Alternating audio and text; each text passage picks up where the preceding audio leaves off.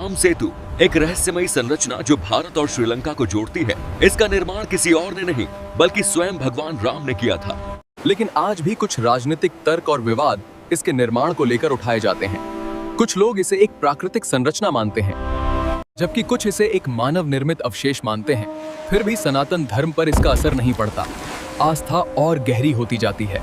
आज हम आपके अपने चैनल एंशिएंट इंडिया व्लॉग में उन तर्कों को नकारते हुए राम सेतु के निर्माण की असली कहानी का अवलोकन करेंगे। चलिए शुरू से शुरू करते हैं, क्योंकि आप इतिहास को जानेंगे तो भविष्य को समझेंगे। अंतरिक्ष के गहरे सन्नाटे से जब हम अपनी पृथ्वी की ओर देखते हैं तो नीले महासागरों के बीच भारत और श्रीलंका को जोड़ती हुई एक पतली रहस्यमयी लकीर चमकती हुई दिखाई देती है। नासा की सैटेलाइट इमेजरी ने जब पहली बार इस संरचना को दुनिया के सामने रखा तो विज्ञान और इतिहास की दुनिया में हलचल मच गई। समुद्र के सीने पर 48 किलोमीटर लंबी ये चट्टानी श्रृंखला, जिसे दुनिया एडम्स ब्रिज कहती है, भारत के करोड़ों लोगों के लिए आस्था का जीवंत प्रमाण है। राम सेतु मानव इतिहास की सबसे बड़ी इंजीनियरिंग का नमूना। आज हम वक्त की धूल हटाकर उस सच तक पहुंचने की कोशिश करेंगे। कहानी की शुरुआत होती है त्रेता युग के उस कालखंड से, जब भारत का दक्षिणी छोर एक युद्ध की तैयारी कर रहा था। कल्पना कीजिए उस मंजर की, रामेश्वरम का तट, सामने विशाल और उफनता हुआ हिंद महासागर और पीछे वानरों की एक विशाल सेना। प्रभु श्री राम के सामने सबसे बड़ी चुनौती रावण की लंका नहीं बल्कि उनके और लंका के बीच खड़ा यह अथाह समुद्र था। वाल्मीकि रामायण के अनुसार जब समुद्र ने रास्ता देने से मना कर दिया तो समाधान युद्ध से नहीं बल्कि वास्तुकला यानी आर्किटेक्चर से निकला। और यहीं प्रवेश होता है इतिहास के उन दो महान इंजीनियरों का, जिनका नाम था नल और नील। हम दोनों नल और नील हैं। हम दोनों की कमाल की इंजीनियरिंग का उपयोग कर राम सेतु बनाया है। अक्सर लोग कहते हैं कि हमें श्राप मिला था कि जिस भी चीज को हम समुद्र में फेंकेंगे वो वस्तु पानी में नहीं डूबेगी। ये सच है जिससे राम सेतु निर्माण किया, मगर असल में सच्चाई कुछ और थी। हमारे इंजीनियरिंग के कामों को इतिहास में छुपाया गया। आज हम आपको शुरू से बताते हैं कैसे राम सेतु का निर्माण कैसे किया गया। जय श्री राम।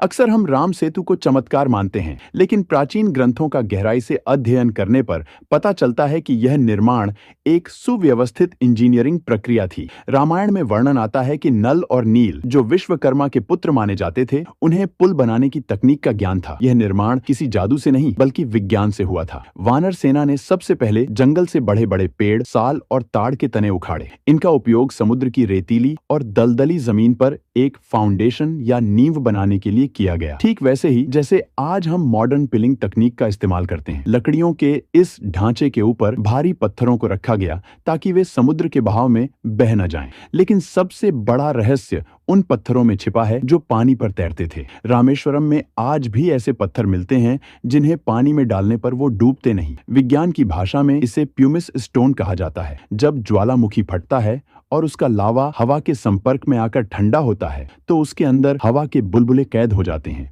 जिससे पत्थर का घनत्व पानी से कम हो जाता है और वो तैरने लगता है। लेकिन यहाँ एक वैज्ञानिक पेंच है। रामेश्वरम के आसपास सैकड़ों किलोमीटर तक कोई ज्वालामुखी नहीं है, तो फिर ये तैरने वाले पत्थर वहाँ आए कहाँ से? क्या वानर सेना उन्हें किसी सुदूर इलाके से लाई थी? ये सवाल आज भी भूवैज्ञानिकों के लिए एक पहेली बना हुआ है। इतिहास के पन्नों को और पीछे पलटें तो विज्ञान एक और चौंकाने वाली थ्योरी सामने रखता है, आइस एज यानी हिमयुग की थ्योरी। भूवैज्ञानिकों का मानना है कि आज से करीब 18,000 साल पहले पृथ्वी पर हिमयुग के दौरान समुद्र का जलस्तर आज के मुकाबले काफी नीचे था।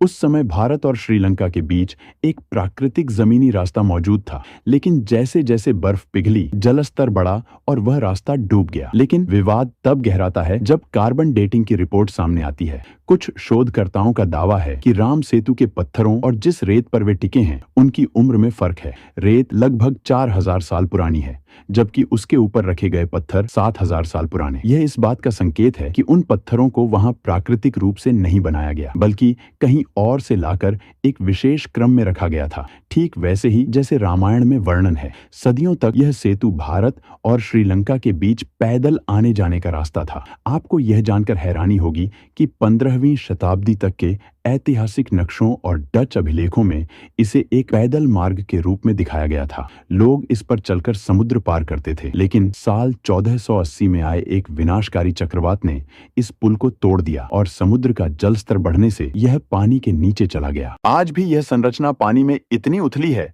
कि कई जगहों पर गहराई सिर्फ 3 से 30 फीट के बीच है। ऊपर से देखने पर गहरे नीले समुद्र के बीच फिरोजा रंग का पानी साफ बताता है कि नीचे एक डूबा हुआ पर्वत या पुल मौजूद है। आस्था और विज्ञान की इस बहस में एस बद्री नारायणन जैसे भूवैज्ञानिकों ने जब समुद्र के नीचे की चट्टानों का अध्ययन किया तो उन्हें वहां कोरल रीफ के प्रमाण मिले। लेकिन कोरल रीफ को बनने के लिए एक ठोस आधार चाहिए होता है। उनका निष्कर्ष था कि रेतीले समुद्र तल पर पत्थरों की एक कृत्रिम दीवार बनाई गई थी, जिस पर बाद में कोरल जमा हो गए। यह संरचना इतनी सीधी और सटीक है कि इसे केवल प्रकृति का खेल मान लेना मुश्किल लगता है। प्रकृति आड़ी तिरछी लकीरें खींचती है, लेकिन राम सेतु एक सधी हुई सीधी रेखा की तरह है। राम सेतु केवल ईंट पत्थरों का ढांचा नहीं है, यह एक सनातन सभ्यता की इच्छा शक्ति का प्रतीक है। जब हम राम सेतु को देखते हैं तो हमें रामायण की वो गिलहरी याद आती है जिसने अपनी क्षमता अनुसार रेत के कण डाले थे। ये सेतु हमें सिखाता है कि जब लक्ष्य बड़ा हो, इरादे मजबूत, तो समुद्र को भी रास्ता देना पड़ता है। चाहे लोग इसे लाइमस्टोन शोल कहें, पर ये प्रभु राम का चमत्कार है। यह संरचना आज भी सनातन सांस्कृतिक और भौगोलिक पहचान का एक अटूट हिस्सा है, जो राम के श्रीराम बनने का प्रमाण है। ऐसे ही भारत के इतिहास को जानने के लिए